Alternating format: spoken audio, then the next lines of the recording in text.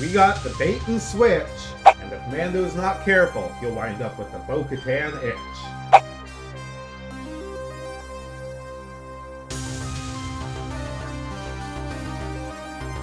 North!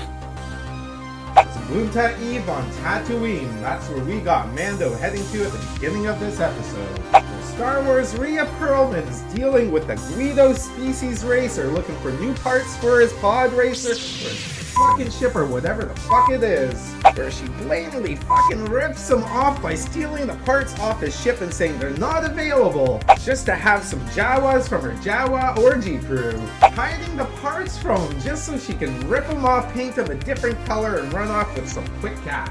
Why the fuck are they paying with cash? I thought everything went on Republic credits around here. They've taken a sweet old lady and turned her into a con artist, diverging from the character she was in less than 2 seasons. And already this makes no fucking sense.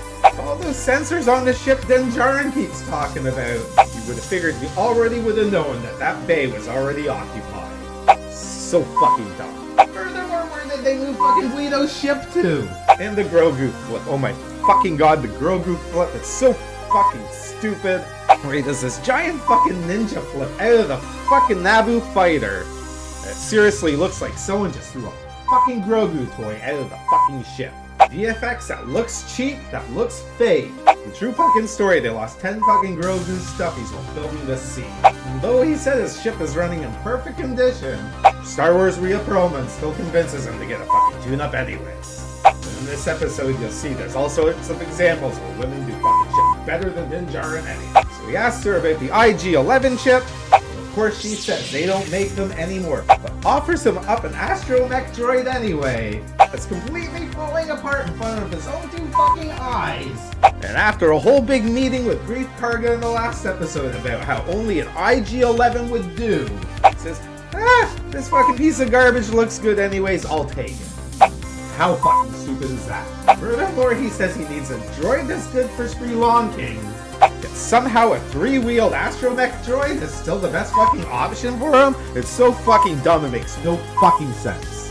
Furthermore, if he's going to her for the IG-11 memory chip, that tells Papa North the only reason he went to see Bo Katan in the last episode was to tell her about the great big adventure, hoping to impress her, thinking maybe he'll get a little. Pulls this off right, which is a long detour to take, hoping he's just gonna get a little. Papa North knows this, because he's done it before. So off to the planet of Mandalore, and we get another fucking stupid speech about fucking tools to navigate the galaxy. You figure with such a futuristic ship, they just might have something a little better than Google fucking Map. Makes no fucking sense and it's just fucking stupid. Where again he points out to Grogu the proximity of Concordia to where Mandalore is. I assure you, the ISB would have been all over that fucking shit. Never would have allowed that castle to stand, or at least would have fucking confiscated it. So fucking dumb, makes no fucking sense, and clearly these people know nothing about how fucking wars are operated. They've clearly been taking tips from Biden and Zelensky on how to run a fucking war. It's just like Star Wars. That one's a fake one.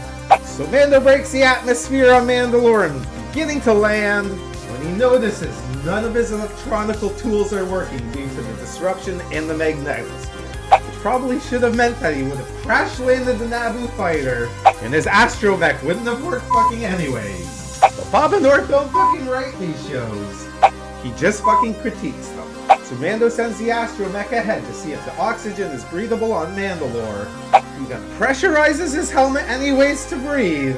So fucking stupid because he didn't need the astromech if that was the case in the first place. Nor did Boba Fett need to use the Stormtrooper's oxygen in the Book of Boba Fett if he could have just fucking pressurized his helmet anyways. Fuck me, the show is like getting anally raped without any fucking lube. So we head into the caves of Mandalore, enter the blue fucking cavemen. And after getting beaten up by the blue cavemen for a little while, Mando finally ignites the Darksaber. And although still being sloppy and having difficulties with it, he managed to take care of the blue guy.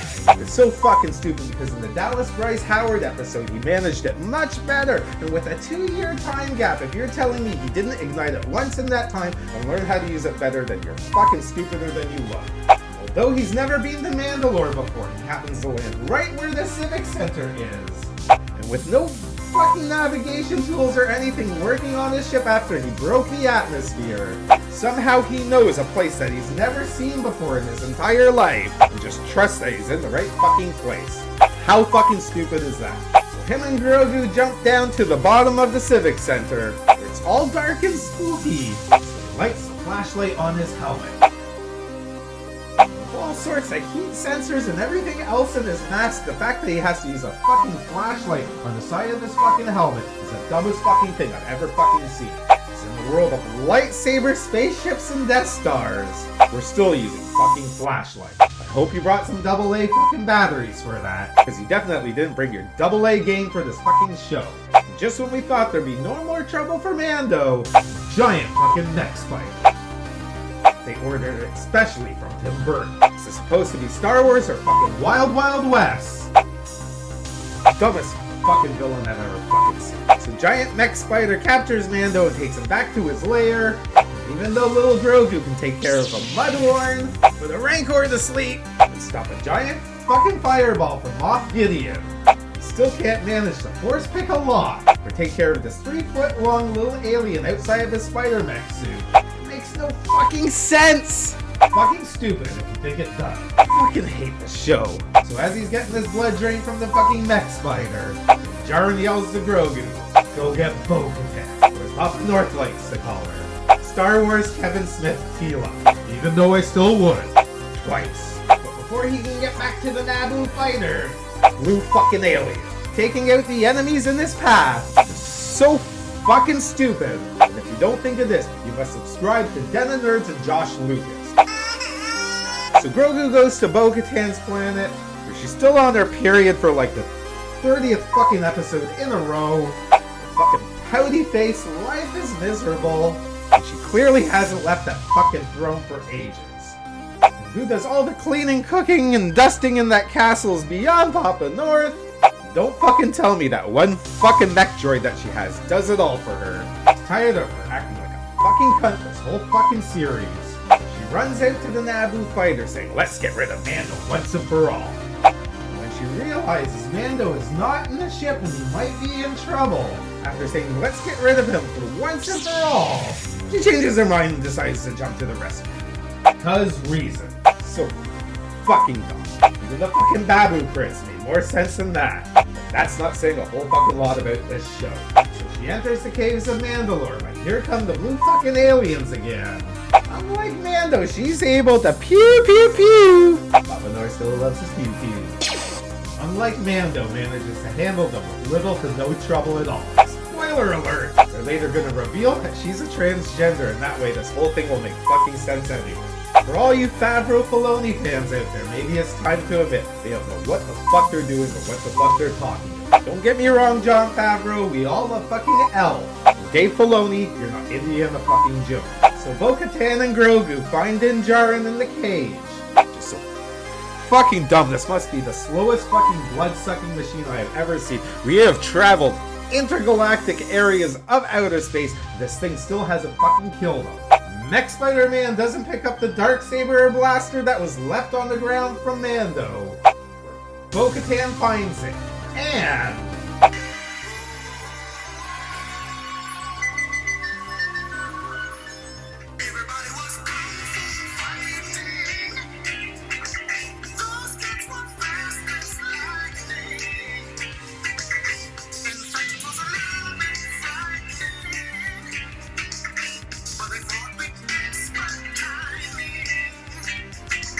another fucking Disney moment where men can't do it and women are fucking better.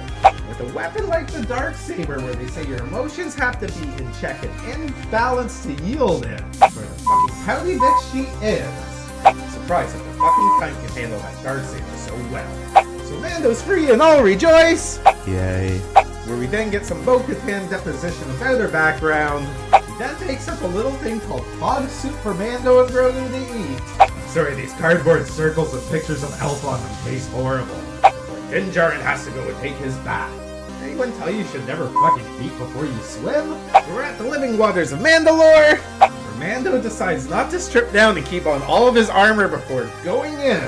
It's so fucking dumb, makes no fucking sense, and he might as well have gone through a fucking car wash. Where after a few steps into the water, fucking sinkhole!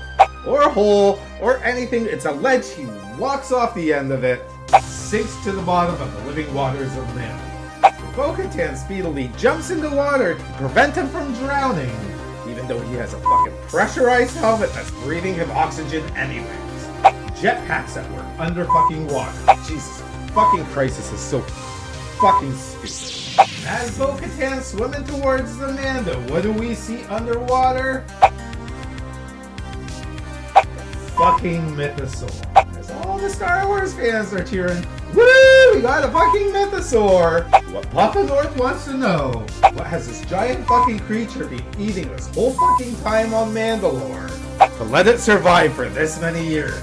Makes no fucking sense. It's the dumbest fucking thing I've ever fucking seen. So Bo Katan rescues him from the Living Waters of Mandalore and all rejoice. Yay.